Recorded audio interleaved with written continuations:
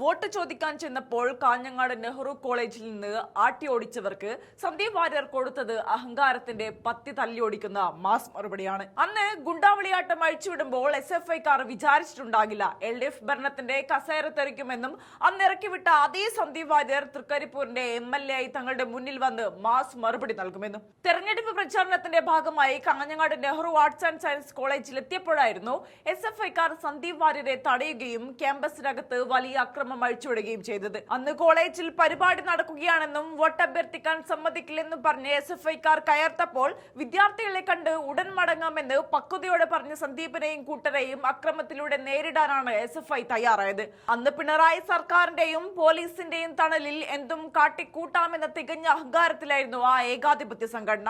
എന്നാൽ കാറ്റും ഗതിയും മാറിയെന്നത് ഗുണ്ടായിസം ശീലമാക്കിയവർ ഇപ്പോഴാണ് തിരിച്ചറിയുന്നത്. പിണറായി സർക്കാർ വീഴുകയും VD സതീശന്റെ നേതൃത്വത്തിലുള്ള UDF സർക്കാർ അധികാരത്തിൽ വരികയും ചെയ്തതോടെ രാഷ്ട്രീയ ചിത്രം ആകെ മാറി. ഇന്നിതാ അന്ന് അക്രമത്തിലൂടെ ഇറക്കിവിട്ട അതേ നെഹ്റു കോളേജിൽ നെഞ്ചുവിരിച്ചു ചെന്ന് തകർപ്പൻ പ്രസംഗത്തിലൂടെ SFIയുടെ മുഖത്തഴിച്ച പോലുള്ള മാസ് മറുപടി നൽകിയിരിക്കുകയാണ് തൃക്കരിപ്പൂർ MLA സന്ദീപ് വാര്യർ.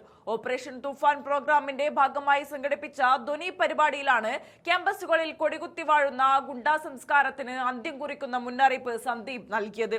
കോളേജ് ക്യാമ്പസുകളിൽ KSUവിന്റെ കുട്ടികളെ തൊടാനോ അക്രമം അഴിച്ചുവിടാനോ വന്നാൽ ഭവിഷ്യത്ത് വളരെ വലുതായിരിക്കുമെന്നാണ് സന്ദീപ് വാര്യരുടെ തുറന്ന താക്കീത്. മുഖ്യമന്ത്രി VD സതീശൻ വ്യക്തമാക്കിയതുപോലെ ഇനി തങ്ങളുടെ കുട്ടികളുടെ മേൽ കൈവച്ചാൽ ഇടതുപക്ഷം വിവരം അറിയും. വരുന്ന 10 വർഷം താൻ തൃക്കരിപ്പൂർ MLA ആയി ഇവിടെ തന്നെ ഉണ്ടാകും. അതുകൊണ്ട് തന്നെ KSU പ്രവർത്തകരെ വേട്ടയാടാമെന്ന ധാരണയോടെ വരാൻ നിന്നാൽ അത് അവസാനിപ്പിക്കുന്നതായിരിക്കും നല്ലത്. പഴയ ഭരണത്തിന്റെ കരുത്തിൽ ക്യാമ്പസുകളിൽ കാണിച്ച ക്രൂരതയും അടിച്ചമർത്തലുകളും ഇനി അങ്ങോട്ട് കയ്യിൽ വെച്ചാൽ മതി. SFIക്കാരുടെ ഈ അതിക്രമങ്ങളെല്ലാം എട്ടാക്കി മടക്കി പെട്ടിയിലാക്കി വെക്കാൻ തന്നെയാണ് MLAയുടെ ആഹ്വാനം. അദ്ദേഹത്തിന്റെ പ്രസംഗം ചേർക്കുന്നു, കാണാം. കോളേജിലെ SFI യൂണിറ്റിനോട് അഗൈതവുമായിട്ട് നന്ദി പറയാനാണ് ഞാനിവിടെ വന്നത്. മണ്ടത്തരത്തിന് ഒളിമ്പിക്സിൽ സ്വർണ്ണ മെഡൽ ഉണ്ടെങ്കിൽ അത് ഇന്ത്യക്ക് വേണ്ടി സ്വന്തമാക്കുക നെഹ്റു കോളേജിലെ SFI യൂണിറ്റ് ആയിരിക്കുമെന്ന് കഴിഞ്ഞ തെരഞ്ഞെടുപ്പ് പ്രചരണ സമയത്ത് നമ്മൾ കണ്ടതാണ്. നമ്മൾ വന്നു, പ്രചരണത്തിന് കോളേജിനുള്ളിൽ വന്നു. കേരളത്തിൽ എല്ലായിടത്തും, ഇന്ത്യയിൽ എല്ലായിടത്തും നടക്കുന്നതാണ്. നമ്മൾ ആ പ്രചരണത്തിന് വന്ന് അകത്തു പോയ സമയത്ത് ഒരു സ്ഥാനാർത്ഥിയോട് ഏത് തരത്തിലാണ് ഇവര് പ്രതികരിച്ചതെന്ന് ലോകം മുഴുവൻ കണ്ടതല്ലേ? ലോകം മുഴുവൻ കണ്ടു. സ്ഥാനാർത്ഥി പ്രവേശിക്കാൻ പാടില്ല, ഇത് ഞങ്ങളുടെ സ്ഥലമാണ്, ഇവിടെ പ്രചരണം നടത്താൻ പാടില്ല, എന്തൊക്കെ പുകിലായിരുന്നു. അവസാനം എന്താ ഉണ്ടായത് അല്ലേ? ഇത് ഞങ്ങളുടെ കോട്ടയാണ്, കൊത്തളമാണ്, തൃക്കരിപ്പൂർ, എന്തൊക്കെയോ ആണ് എന്നൊക്കെ പറഞ്ഞു വെച്ചവർ അവസാനം തെരഞ്ഞെടുപ്പ് ഫലം വന്നപ്പോ ആകാശത്ത് നക്ഷത്രം ഇരിക്കേണ്ട അവസ്ഥയിലായിപ്പോയി.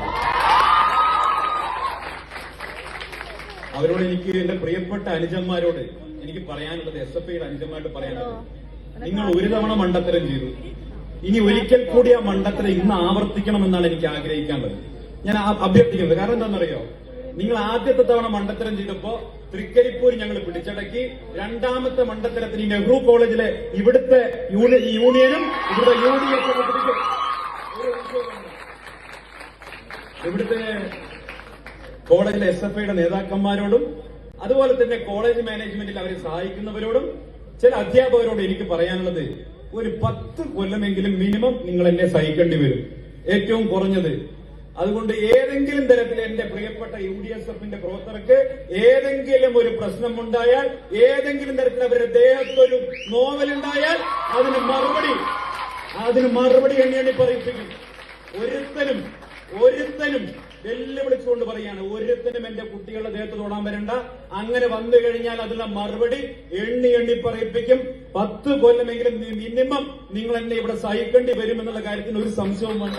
ഈ തൃക്കരിപ്പൂരിലെ ജനങ്ങൾ ഞങ്ങളെ ഏറ്റെടുത്തിട്ടുണ്ട്, വിശ്വസിച്ചിട്ടുണ്ട്, ഞങ്ങളെ ഏറ്റെടുത്തിട്ടുണ്ട്. അതുപോലെ ഈ കലാലയത്തിൽ മാന്യമായ തെരഞ്ഞെടുപ്പ് നടന്നാൽ ഇവിടെ UDSF വിജയിക്കുമെന്നുള്ള കാര്യത്തിൽ ഒരു സംശയവും വേണ്ട. വിദ്യാർത്ഥികൾ മാറ്റം ആഗ്രഹിക്കുന്നുണ്ട്. ഞാനിപ്പോ കഴിഞ്ഞ ദിവസം ചീമേനിയിലെ എഞ്ചിനീയറിംഗ് കോളേജിൽ പോയി. അവിടെ ചെന്നപ്പോ അവസ്ഥ എന്താ? എഞ്ചിനീയറിംഗ് കോളേജാണ്, പക്ഷെ ആ എഞ്ചിനീയറിംഗ് കോളേജിന്റേതായിട്ടുള്ള ഒരു വൈബ് അവിടെ ഇല്ല. ഞാൻ അവരോട് ചോദിച്ചു, നമുക്ക് അങ്ങനെ ഒരു വൈബ് ക്രിയേറ്റ് ചെയ്യണ്ടേ? അവരാഗ്രഹിക്കുന്നത് ബംഗളൂരുവിലോ അതല്ലെങ്കിൽ മറ്റ്